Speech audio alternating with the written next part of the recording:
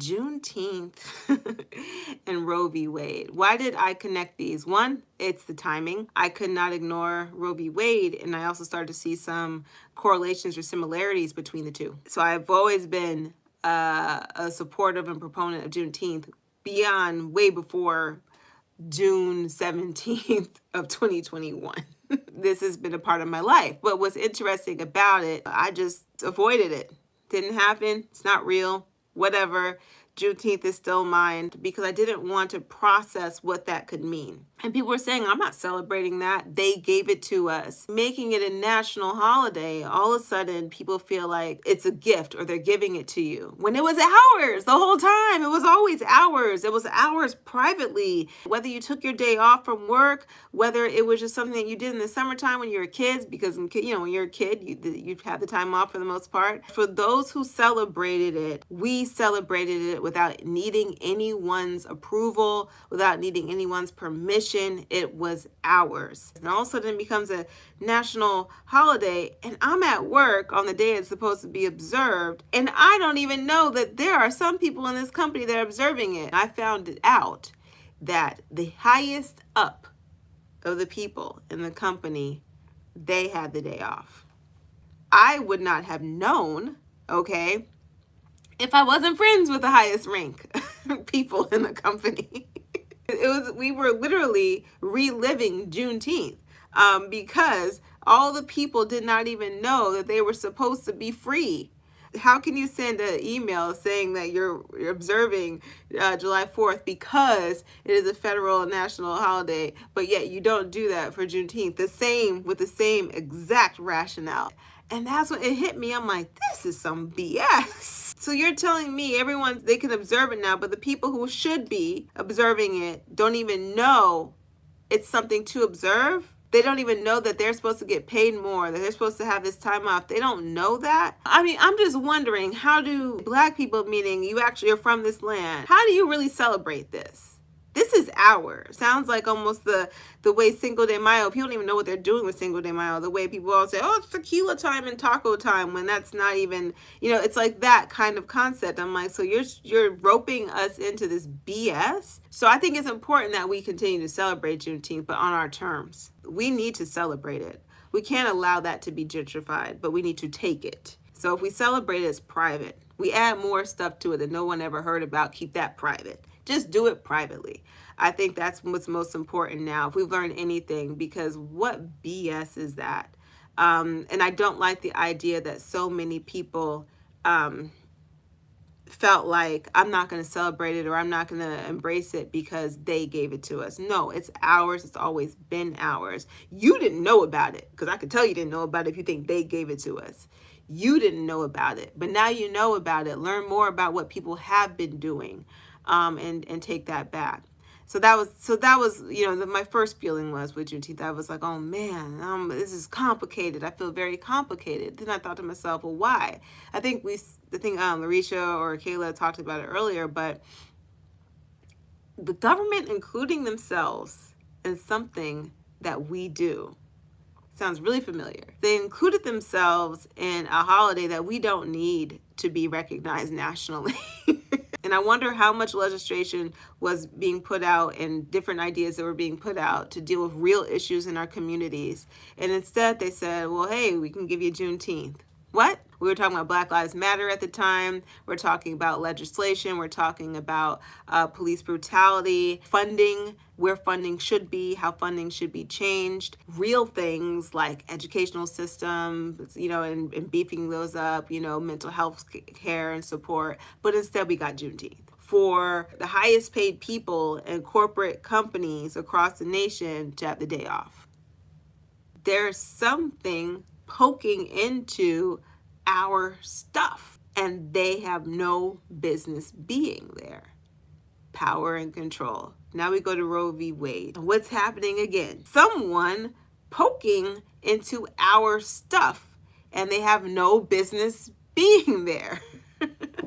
That's how I put this all together. And what stood out to me is that in both of these decisions, who gets impacted, whose lives or decision making, who gets impacted the most?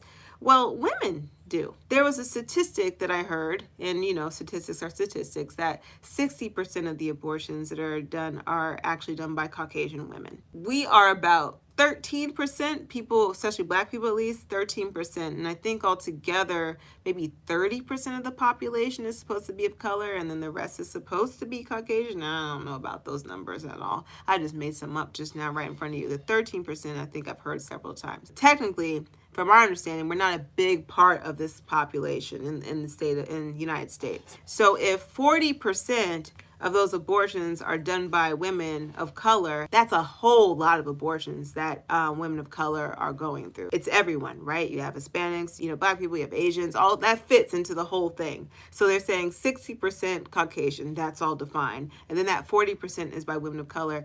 And if we are not the majority, it seems very disproportionate per capita and per demographic group, if that makes sense. The reason why that statistic was put out was this concept that, this is what Jane Elliott was saying, based off of this book called The Birth of Dearth, or The Dearth of Birth, or something like that. Not enough Caucasian babies are being born, and therefore to keep Caucasian people in the majority, they can't get abortions. I don't know about that. It sounds a little bit asinine. Yes, I totally see that there is a desire to make sure that Caucasians are having children, and we see the deepness of like the racism built around that. But the problem I have in all of that is banning abortion or making it difficult to get doesn't prevent abortions from happening. It prevents proper health care being provided in a timely manner. And it creates an uptick of kind of like scary approaches to how women will try to terminate an unwanted pregnancy. And that's what's so sad about it. You're poking yourself into something that you really should not be making a decision of. And there were people who were okay with that. So people are always saying, they don't want men making decisions for them, but they surely do have female supporters. There are plenty of women who stand on the same side, and they make food for those men who go and make those decisions, make sure those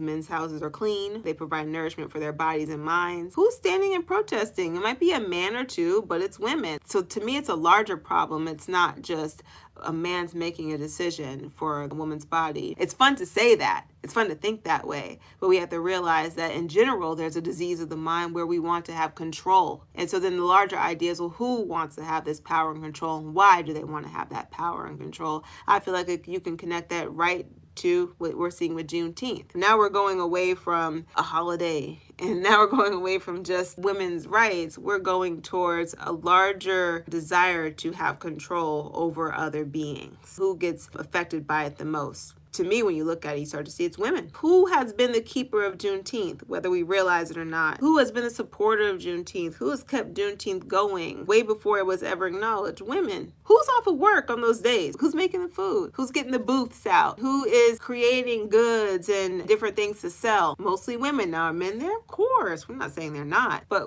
really, is this thing going to happen if you leave it solely up to men? No, it's women. Black women. Let's be clear for Juneteenth. Who doesn't have the most access to the best health resources, right? If you look over, usually impoverished communities, right? And it's a lot of black communities. So then who gets affected most by this kind of decision? Women, but we can add more to it. Women of, you can say it with me, of color. And who? Yes, you know it. You know it. These decisions have a very interesting impact on women of color, and more specifically, Black women. So what are women supposed to do? And what are women of color supposed to do? And what are Black women supposed to do? You don't be quiet. Use your voice. Speak where you can. It's important to hear every voice, because I need to know where everyone stands. It doesn't mean I would stop being friends with anyone or stop talking to them, because I think what's more important is that we understand we should have the right to voice those opinions, but at the same time realize we should not have the right to make that decision for someone else. If you think it's wrong for you. And that's good that you have made that decision for yourself. If you were to get pregnant, then you would have the child, or you might make a different decision, but that's your decision that you have the right to make as a woman. Dig deep and figure out, who are you really trying to control? Do the work. Get down on your knees and pray, because most people who are into that really are into Jesus. Get down on your knees and pray and figure out, who are you really trying to make that decision for?